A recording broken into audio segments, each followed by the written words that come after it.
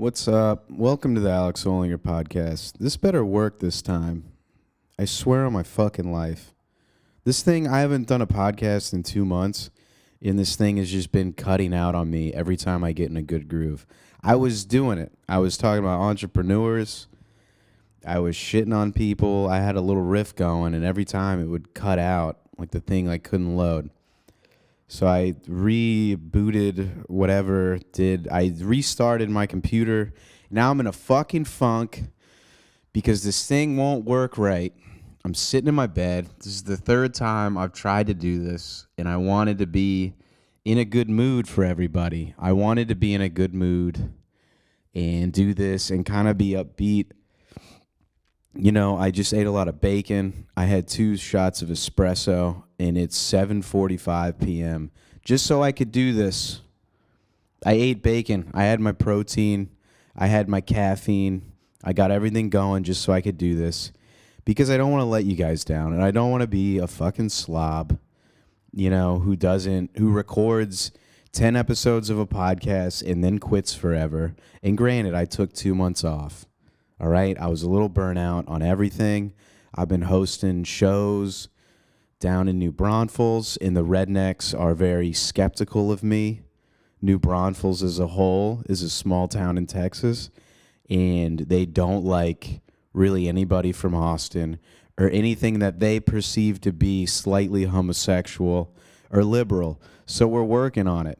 And I'm trying to work on it. I'm trying to stay with it. But fucking technology doesn't work the way they say it's going to. They always try to make everything easier through technology, and they only end up adding different steps that are difficult in just a different way.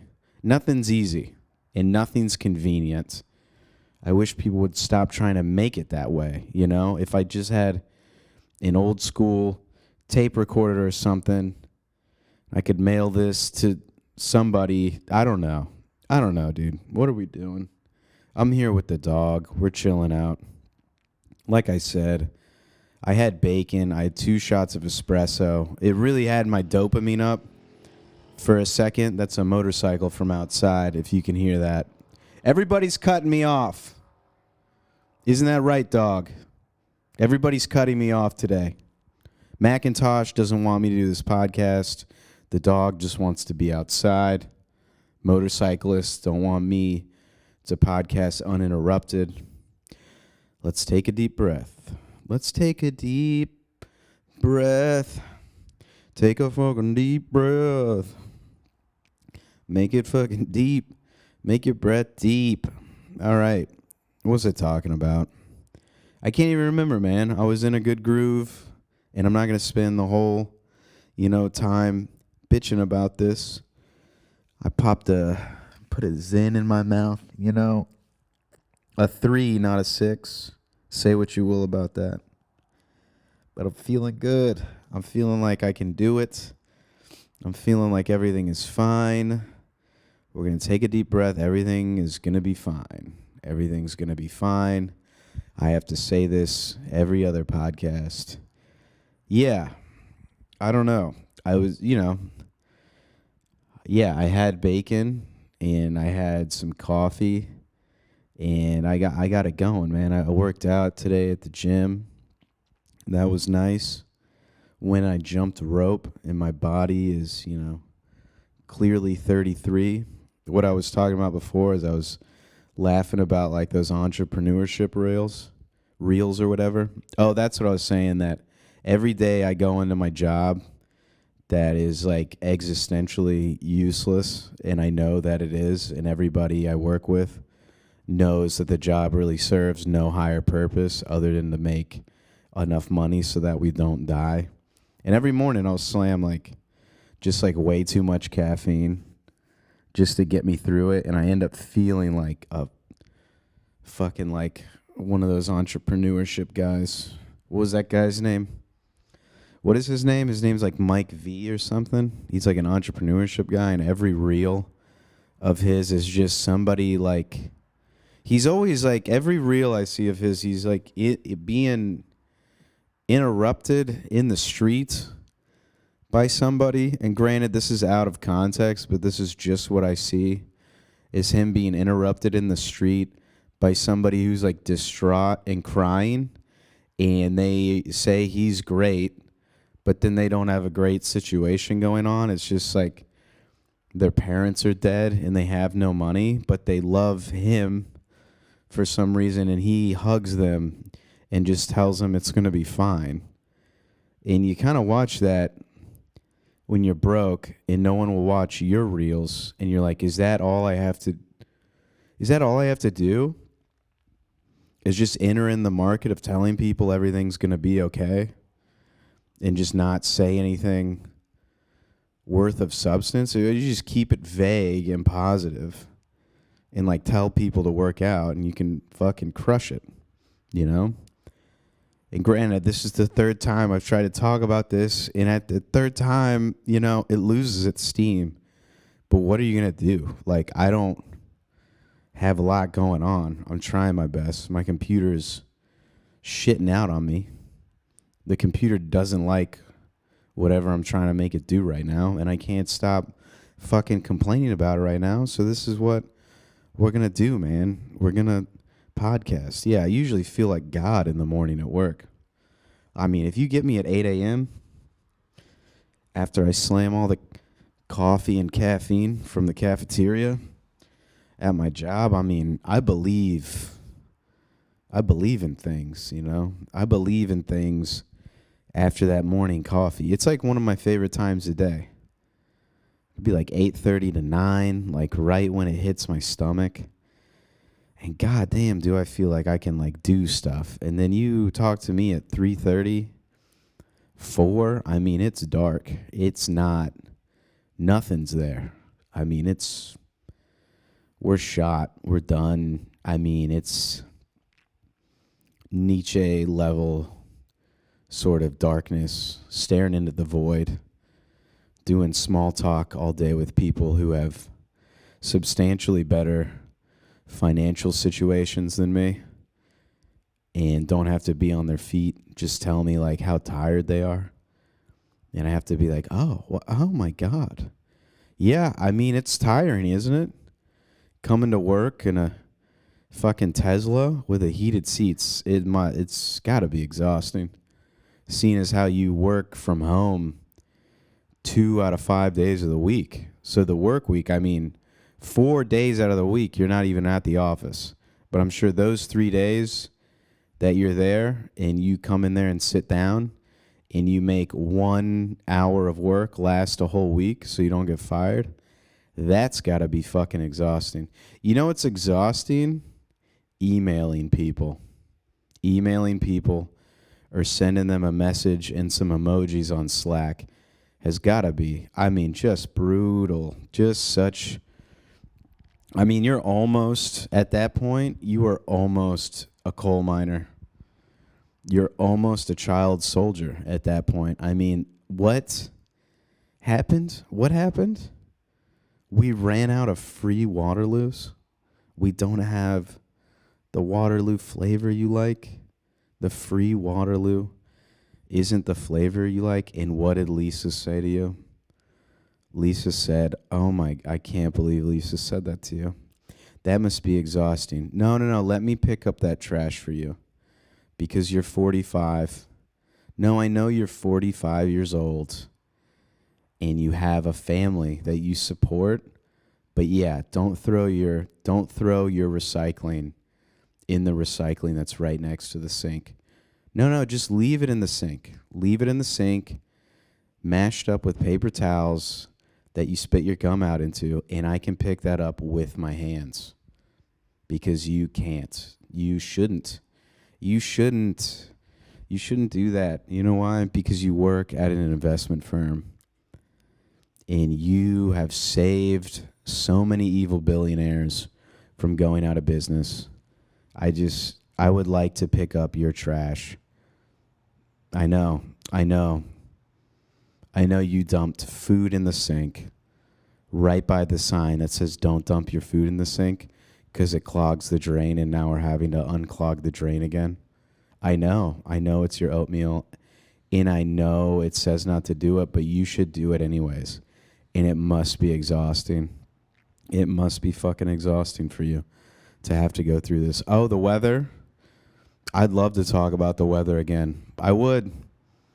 I'm a 33-year-old man who's wearing a uniform because I'm dealing with my life choices that maybe panned out spiritually for me but didn't pan out financially.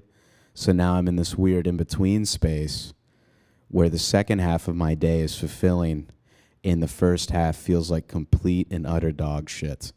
Yeah, that's just how it is. Yeah, I do. I do get $10 every time I do comedy. I do. There were 300 people there. Yeah, there were. Did I make? They clapped after a bunch of my jokes. Yeah, that's worth $10. 11 years of hard work. Not 11. You got me. It's more like 9, 10-ish. 9, 10-ish years of hard work. And what did I make? I made $10. I made $10 on that. Yeah, you go ahead. I'm sure you're tired, and I'm sure you have a headache right now. Yeah, it is. We are in a drought. We're in a drought. We are, Ted. No, I don't know if Indiana basketball is going to be good this year. Why don't we? I'll take that. I'll take that. You just put that down. You put that down on the counter.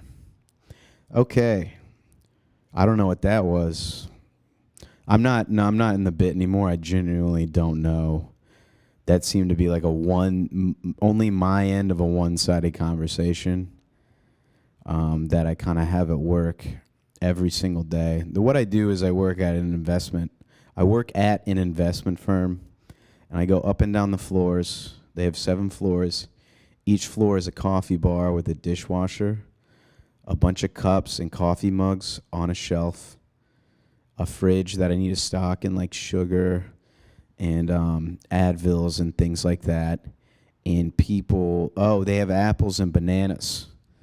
They have bananas there.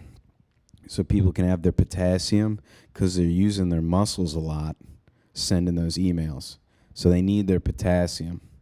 And these people won't eat the bananas if there's any amount of spots on them. They just sit there and they go bad. And what I do is I walk up and down the floors and I put cups on the shelf. I take them out of the dishwasher and I fill up the fridges for them. And it's not great and it's not super fun. And it makes me feel like a waste of human life. And I do it. I do it every day. And I should find a different job. And I don't know why I started talking about this, but I am going there tomorrow. And I'm going to do that all day. And I'm going to have my manager, she's going to ask me to do things that she can do herself. And that's going to be fun. She's going to ask me to do a lot of shit that she's not willing to do, but has the time to do. And that's going to rock. I'm really going to love that. Yep. And so I start out at 8 in the morning over there. I drink a ton of coffee from the cafeteria downstairs from the baristas because they have an espresso machine. So I slam a bunch of coffee and espresso, and I really feel like I can do anything at the beginning of the day. And when I leave there, I shit you not, I am a shell of a spirit. I am a wisp of air. I am nothing.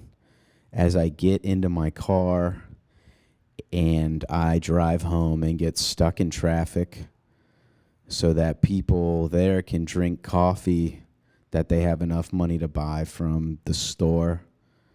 Drip coffee. That's what I do. I'm not even a barista. I make a lot of drip coffee, which if you've never made drip coffee, you push a button and it drips.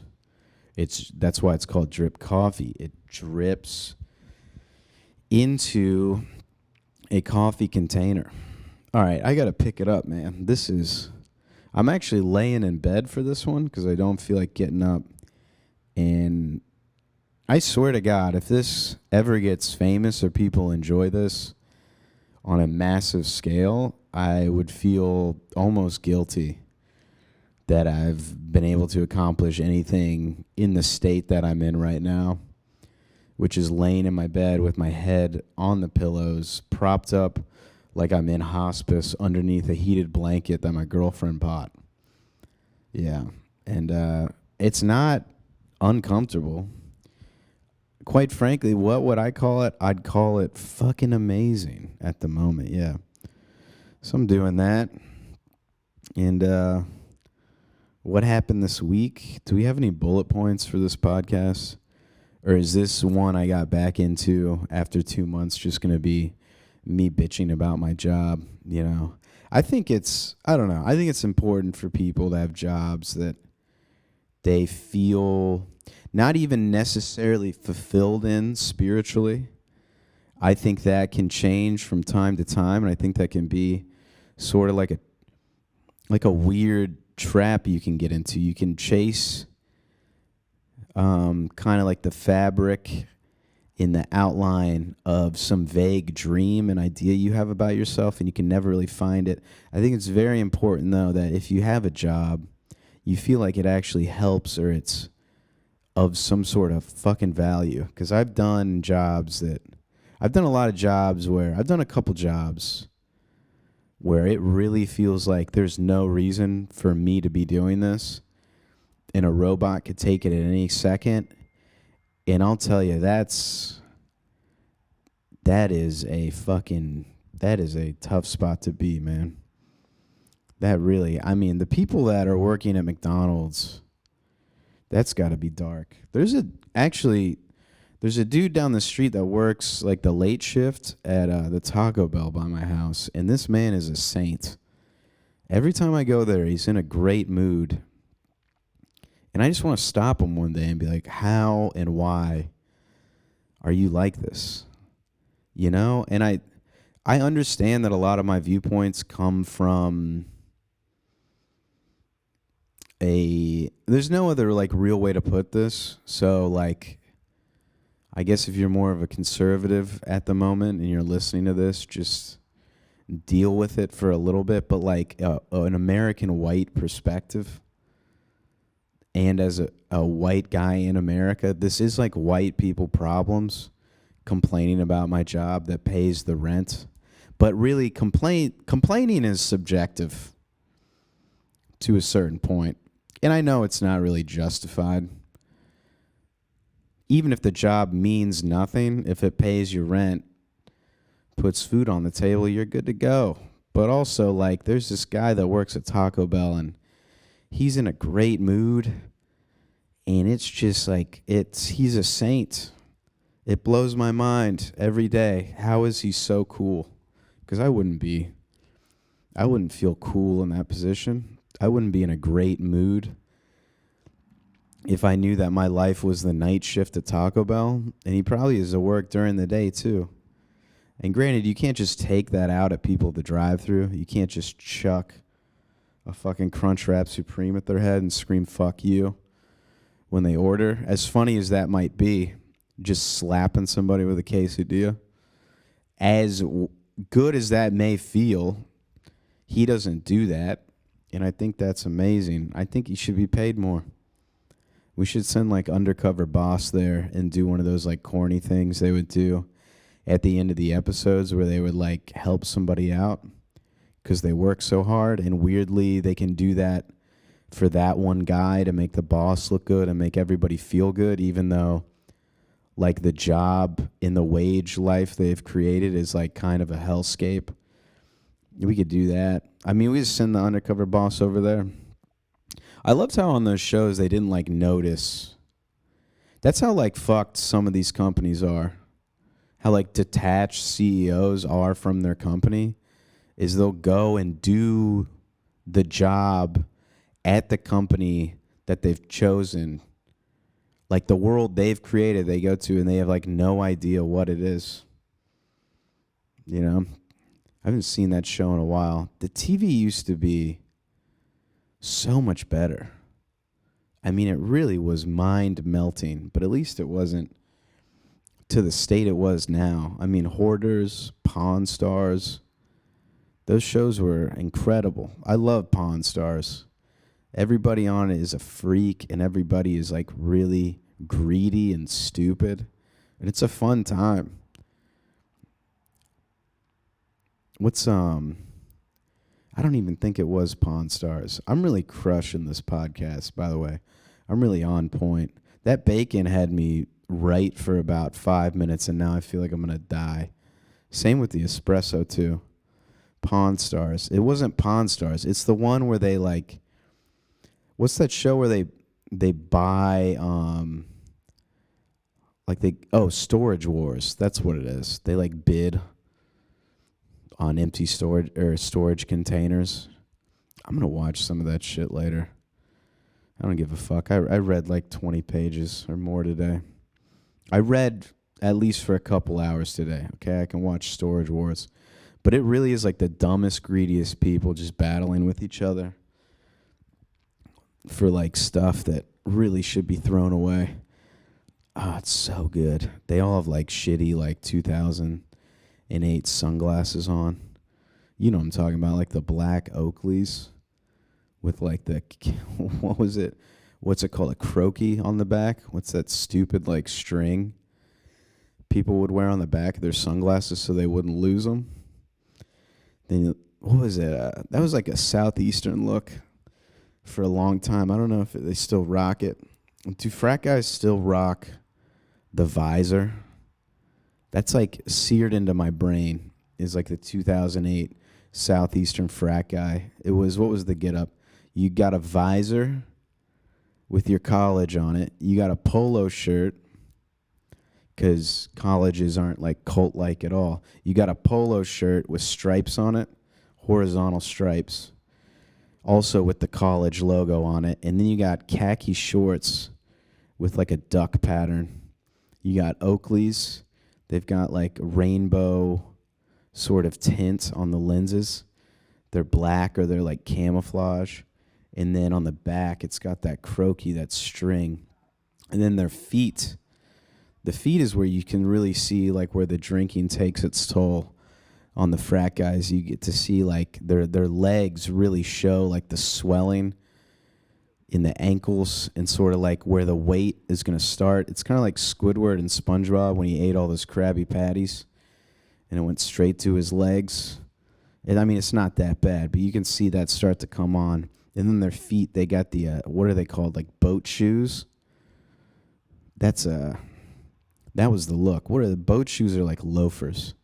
And that was the guy. And he was never really like muscular, but he always had like a 10 out of 10 woman with him. Sorority girls. They were like kind of like roped into their group because they wanted acceptance and friends. And really what it ended up being was like just binge drinking and fucking slightly overweight dudes with like an 80 IQ that were going to get into finance and like crash the world economy later. You know, that was the look and that was the time. All right, well, fucking A. Now my computer's dying. So Jesus Christ, man. Well, it was good. It was good to be here, and it was good to get back into it. Take that podcast with what you will, and I hope it didn't waste too much of your time if you listened all the way through. But take it easy, everybody. Later.